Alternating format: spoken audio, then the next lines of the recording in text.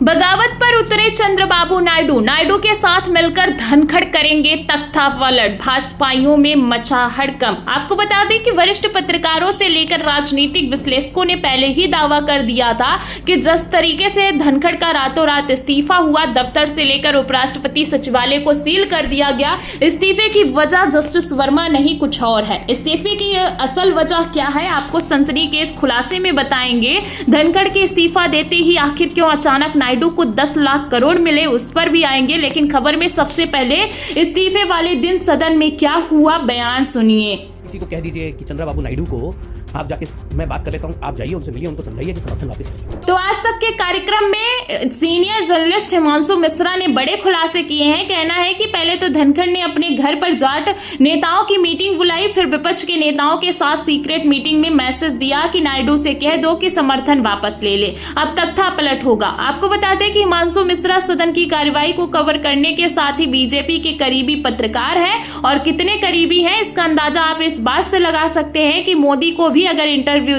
देना होता है तो हिमांशु को ही आगे किया जाता है। फिलहाल हिमांशु के खुलासे में कितना दम है, इसके लिए मैं आपको एक खबर भी दिखा देती हूं। आपको बता दें कि एक तरफ धनखड़ का इस्तीफा हुआ, दूसरी तरफ नायडू से भाजपा ने 10 लाख करोड़ की डील कर ली। खबर देखिए, ईटीवी भारत की है, बिग ब्रेकिंग लगाई गई है और इस खबर में लिखा हुआ है कि सीएम चंद्रबाबू नायडू ने आंध्र प्रदेश में 10 लाख करोड़ के निवेश का बड़ा लक्ष्य रखा। अब इस लक्ष्य को कौन पूरा करेगा? जाहिर है कि मोदी जी करेंगे। जैसा कि आप जानते हैं कि धनखड़ के इस्तीफे से पहले नायडू भी चुल मचा रहे थे। 21 जुलाई को धनखड़ का इस्तीफा हुआ और 16 जुलाई को नायडू ने चुनाव आयोग को पत्र लिखा। खबर नहीं याद है तो मैं आपको खबर दिखा देती हूँ। खबर देखिए, इसमें लिखा हुआ है, एनडीए सरकार में शामिल टीडीपी ने एसआईआर पर उठाए सवाल, चुनाव आयोग को लिखी चिट्ठी, मोदी नायडू के बीच क्या सब कुछ ठीक। तो जैसा कि आप जानते हैं कि राजनीति में टाइमिंग का बहुत महत्व होता है। सुबह नायडू ने चुनाव आयोग को पत्र लिखा, शाम को अमित शाह ने नायडू को दिल्ली तलब कर लिया,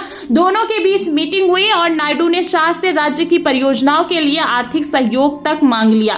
तो तब मांगा था और अब आप देख सकते हैं कि 10 लाख करोड़ के पैकेज की बात निकलकर सामने आई है और इस बार कोई छोटा मोटा अमाउंट नहीं है, 10 लाख करोड़ की डील हुई है। सूत्रों की माने तो वक्फ के मसले पर नायडू ने एनडीए को सपोर्ट देने के एवज में जो है 2 लाख करोड़ लिए थे। इस बार 10 लाख करोड़ की डील हुई है। तो आप समझ सकते हैं कि नायडू ने धनखड़ के दम पर कितना तगड़ा दबाव बनाया होगा। फिलहाल नायडू का दबाव तो बनता है, नायडू के पास 16 सांसद है और भारतीय जनता पार्टी अभी अल्पमत में है, लेकिन धनखड़ के पास क्या है, कुछ नहीं। आपको बता दें कि जैसे ही धनखड़ का नायडू को भेजा गया मैसेज मोदी को मिला तो अचानक सदन में बवाल खड़ा हो गया। एक तरफ धनखड़ ने मीटिंग बुलाई, दूसरी तरफ मोदी ने मीटिंग बुलाई और इस मीटिंग में क्या हुआ, बयान सुनिए। राजनाथ सिंह के कमरे में एक मीटिंग हुई जिसका जिक्र आप सब कर रहे हैं।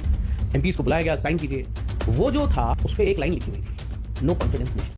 तो दोस्तों, खबर तो पहले ही निकलकर सामने आ गई थी और अब सदन में मौजूद पत्रकार ने खुलासा भी कर दिया कि अविश्वास प्रस्ताव पर सांसदों के हस्ताक्षर लेकर धनखड़ को चलता कर दिया गया। खबर भी मौजूद है, खबर आप देख भी सकते हैं, आज तक की खबर है और इस खबर में लिखा है कि बीजेपी सांसदों से कोरे कागज पर साइन। धनखड़ के इस्तीफे से पहले राजनाथ के ऑफिस में थी अलग हलचल। तो धनखड़ के इस्तीफे से पहले 100 सांसदों के हस्ताक्षर लिए गए और यह खुलासा तो किसी और ने नहीं बल्कि खुद भारतीय जनता पार्टी के सांसद ने नाम न बताने की शर्त पर किया है। आपको बता दें कि 1 से 4:30 बजे के बीच धनखड़ के इस्तीफे की स्क्रिप्ट लिखी गई। पहले तो सिर्फ अटकलबाजी थी और अब पुख्ता सबूत निकलकर सामने आ चुके हैं। 4:30 बजे जो बीएससी हुई थी उससे पहले प्राइम मिनिस्टर के यहाँ मीटिंग हो गई थी और वहां यह तय किया गया था कि जो चीजें चल रही हैं ये ठीक नहीं है। इसको लेकर पार्लियामेंट्री अफेयर मिनिस्टर ने भी जो कोऑर्डिनेट करेंगे, तो मौके पर मौजूद वरिष्ठ हिमांशु मिश्रा का कहना है कि धनखड़ के इस्तीफे से पहले ही मोदी की मीटिंग में तय हुआ कि संसदीय कार्य मंत्री जाएंगे और धनखड़ को समझाएंगे, लेकिन धनखड़ ने जब सुनने के लिए इनकार कर दिया तो पूरा खेल पलट गया। खबर देखिए, जनसत्ता की है, इसमें लिखा हुआ है कि किस तरीके से संसदीय कार्य मंत्री मनाने के लिए गए थे। खबर में लिखा है कि इस्तीफे से पहले धनखड़ से की थी केंद्र के 2 मंत्रियों ने बात, पीएम मोदी की नाराजगी के बारे में बताया था। लेकिन आपको बता दें कि संसदीय कार्य मंत्री किरण रिजिजू ने धनखड़ को मोदी की नाराजगी के बारे में सचेत किया था। लेकिन धनखड़ ने एक भी ना सुनी, उल्टा पूछ लिया कि ये बताइए मोदी जी सदन में कब जवाब देने के लिए मौजूद रहेंगे। उसी दिन ऑपरेशन सिंदूर पर चर्चा होगी। आपको बता दें कि एक तरफ धनखड़ मीटिंग में बोले, दूसरी तरफ सदन में बगावत कर दी तो बवाल हो गया।